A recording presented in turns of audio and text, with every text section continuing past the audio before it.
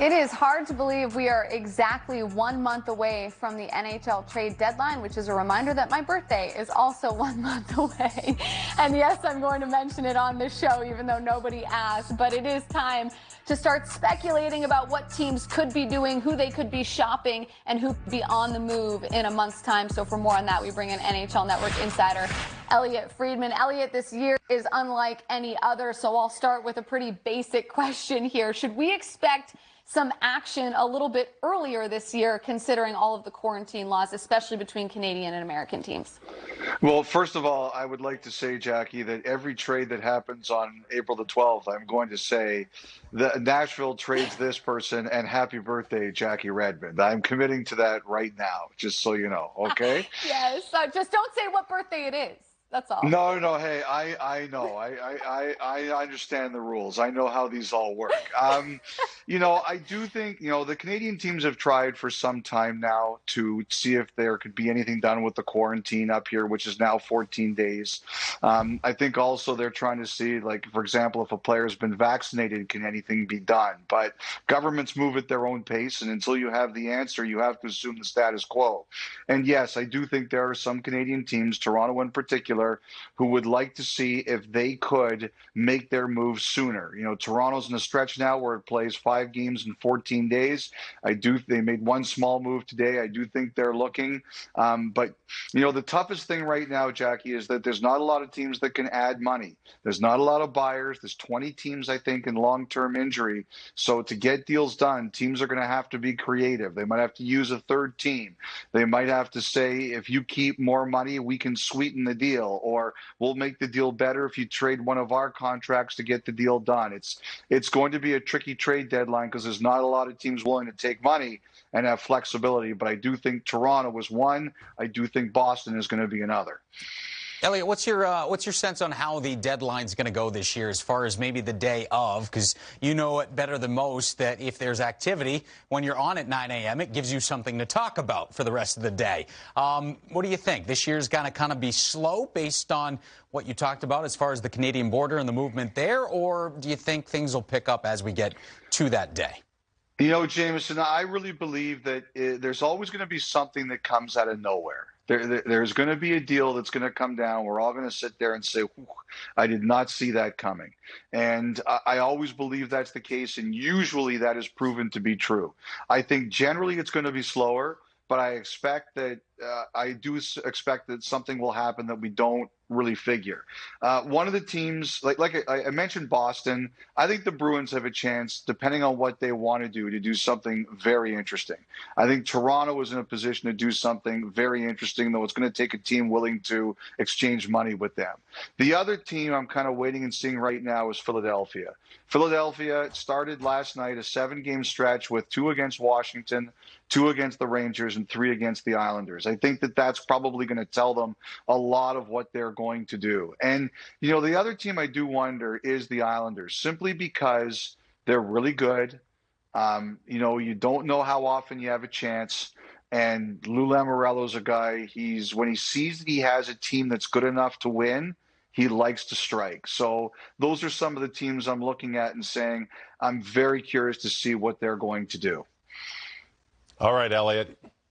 People love to hear about their teams, but we also love to hear about the players who might be changing teams. Who right now do you think is probably 1-2 on the trade deadline day to definitely be moved?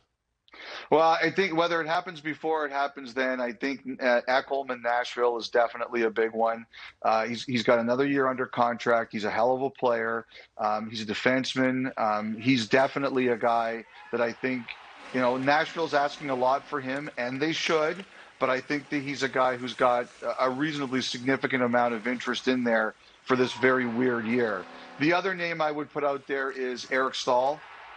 Eric Staal from Buffalo. Buffalo has a few decisions to make in terms of what they want to do. They have some players with a bit more term that they don't have to do anything with yet. But I think, the one thing about Eric Staal is he hasn't always been interested in being moved around the deadline. He did it once. He didn't really like it. I think this is different. It's been a really rough year in Buffalo. We talked about it yesterday. I think this is a player who's looking at it and saying this is a unique year where he would be happy to move. And plus, he's a center. He can play wing. He's a veteran. He's a talented guy. I think those are two names that are definitely at the top of my list to move. Elliotte, I got to ask you about the Columbus Blue Jackets. I mean, obviously, they already made a massive deal early in the season in acquiring Patrick Laine and Jack Roslovic, but I think we can all agree that the Columbus Blue Jackets have certainly not lived up to the expectations set for them heading into this season. There's drama, there's speculation. How do you think Jarmo Kekalainen will approach this deadline, considering where his team is at in the standings right now? Well, unfortunately, the math isn't very good for them. And, you know, Jarmo Kekalainen, to me, he's not a guy who's afraid. You know, he's bold. He's not afraid to try things.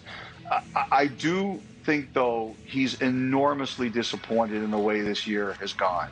And I think the other thing that's happened is it's been a year in Columbus where they've kind of been in the news for a lot of the wrong reasons. And I think that's disappointed him and the organization, too. I think he's going to look for a center. He's on record as saying he's looking for a center. But I just don't see them. I think my guess is that he's going to take his time and really think about, okay, what went wrong and what do we have to do? Where are we going to go from here? You know, they made a small move today. They picked up Lehkonen from the Toronto Maple Leafs, a defenseman who was very good in the KHL. Two of the teams that really went hard for him at the end of last year to bring him over to North America were Toronto and Columbus. It didn't work in Toronto. Now he's going to get a chance to play in Columbus. I would expect they're going to move David Savard, and I think there's going to be a lot of interest in Savard because he's a good player. But the cornerstone pieces from Columbus, I think if he decides he has to make changes, Jackie, he's going to take his time and see what happens in the offseason. It's been a really emotionally disappointing year for them, and that's the worst time you can try to make a big trade sometimes. Elliotte, I want to ask how the 32nd team coming into the NHL, the Seattle Kraken, and the expansion draft coming up, does that have any kind of impact on these teams and these general managers coming up at the trade deadline? 100%, Jameson. You know, some guys boxed themselves into a corner with Vegas. They didn't like what they had to do, so they've been much more careful of that. I think the flat salary cap really helps Seattle. They're going to have some teams here that are going to be going to them and saying, how can you help us out? And that's going to be a big advantage to them. But, you know, I think one thing you might see is, you know, we just saw Jordan Binnington sign a big extension yesterday. I wonder how many we're going to see, because that affects players that you have to protect. And I wouldn't be surprised if there's some teams that say, you know what, we're going to wait on some of our unrestricted free agents that we're interested in bringing back because it can affect what we might have to do. And a guy like Ekholm, if he gets traded somewhere, it could affect what the acquiring team has to do in the expansion draft. So I do think the Kraken and their arrival is something that every team looks at when they consider what they're thinking of moving out and what they're thinking of bringing in. Like, for example, if Philadelphia brings in a player they have to protect, I think they're going to be very mindful that it's going to cost them somebody that they're going to have to move out. All right, Elliotte, that's all the time we have, but we're going to be talking to you more and more and more as this deadline approaches. So thank you for the time. I hope it's busy for you as per usual. See, that's bad news for you guys, because as my wife always says, the less I talk to you, the more I like you. I like your wife. All right, have a good one, Elliotte. We appreciate you here on NHL Now. All right.